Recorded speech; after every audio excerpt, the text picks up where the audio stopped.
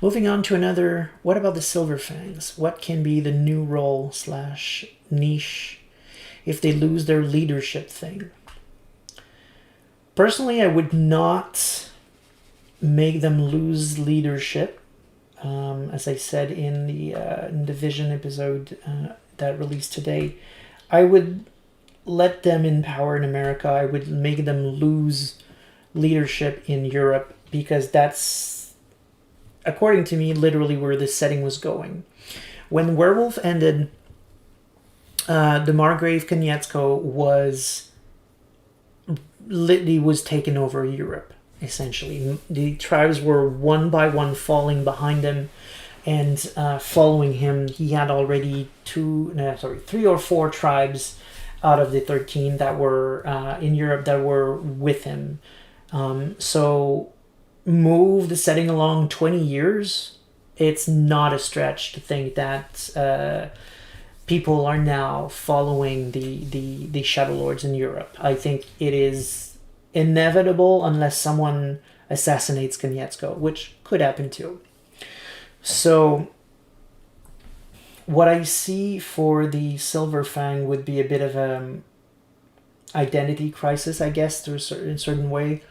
Also a search for themselves.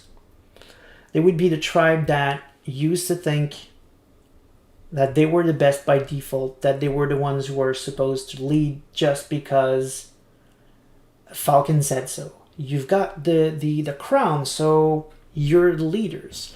And that's a bunch of hogwash, essentially. It doesn't mean much of anything. Also, they lost the crown for a long time. They just found it back with Albrecht, so their claim to leadership not that great. And the first thing they did when they were given leadership was get cursed by Luna. So seriously, they didn't do much. Throughout history, the history of the Garou are littered with the failure of the that's actually a pretty cool thing.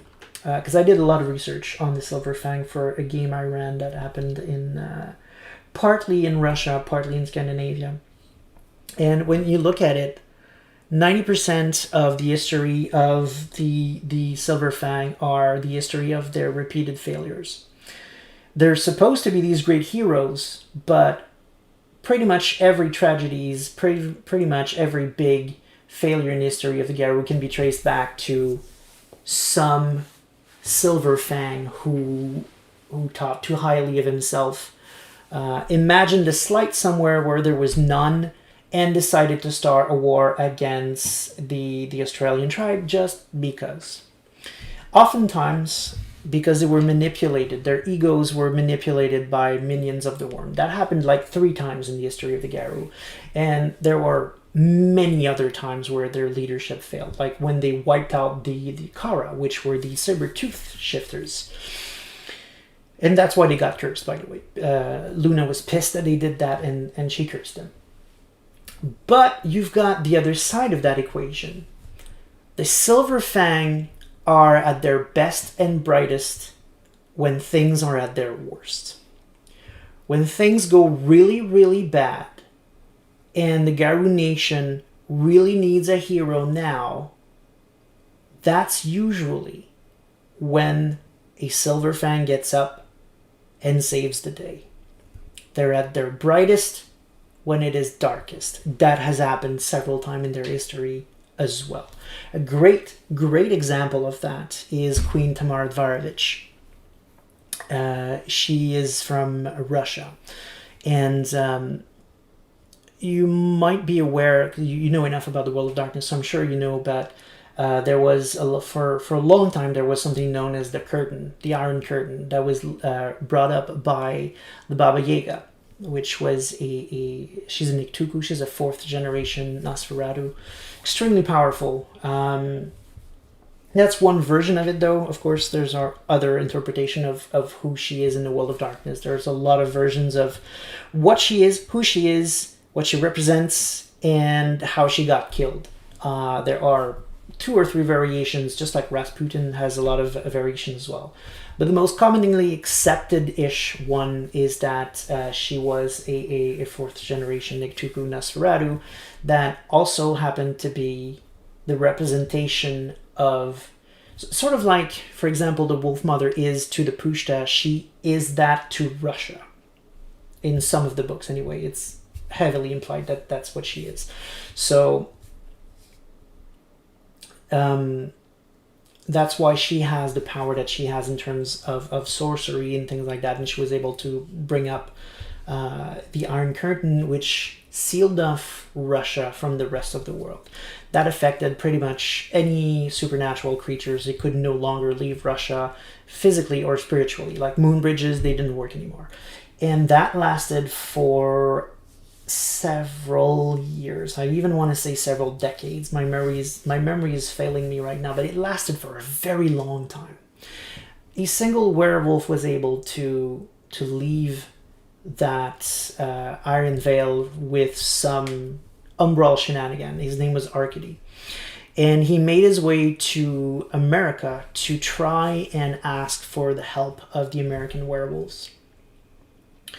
And what happened is that he tried to steal the Silver Crown and make himself the leader of the Garou so that he could make sure to save his country, to make sure that he would be able to force the Garou nation to come and help the Russians. I'll spare you the details, but it didn't help. It didn't end the way he wanted, let's just say. But in the meantime, what happened inside the curtain is that when things were at their worst, there were black spiral dancers all over the place claiming Karens left and right, following the leadership of the Baba Yaga. The werewolves were losing. There's even, I think, an entire house of Silver Fang that got wiped out. But even that is an example of Silver Fang's success. While things were at their worst, this house sacrificed themselves so that others could continue having a fighting chance. And at the end of the day, it wasn't werewolves that killed the Baba Yaga. Well, yes, in some version, but widely accepted that she was actually betrayed by some of her own. But it was, at the end of the day, Queen Tavarovich that rose up and had the leadership and the presence required to unify a previously very ununified Russian Garou nation. They rallied behind her, and her father, I believe, even behind her. He sacrificed himself to save a lot of people, and she did the same. She didn't sacrifice herself, but she sacrificed a lot to get shit done, and it was successful. She made a name for herself very quickly, and she became the face of Russia. She became the person that everyone would die for, that werewolves would not hesitate to fight beside her. She was essential, not in winning, but in surviving. If she had not been there, the Garou in Russia, which represents 1/16 of the entire planet, they would all be dead today if Tavarovich had not managed to unify them behind her and inspire them to keep fighting even when all hope was lost. Even when Arcady didn't come back with the backup, I'm sure a lot of them lost hope, of course, but many more kept fighting because they rallied behind her. So where am I going with this in terms of the Silver Fang? I want things to go dark. I want things to be bad. I want the situation to be as it is now, I guess, because the werewolves are supposed to be losing, but we don't really feel that all that much, right? I want to be able to, A, feel that things are going bad, and B, I want things to be bad specifically for the Silver Fangs. I want them to be losing control and leadership of the Garou nation, or at the very least Europe, and therefore America try to save face, that sort of thing, so that things are bad enough that finally the Silver Fang are actually given a chance to shine like they usually do. When things are going well and they're saying, yeah, we're cool, follow us, it doesn't work, because these are the Silver Fangs that are just freaking pricks, that don't lead by examples, and that deserve to be butt kicked.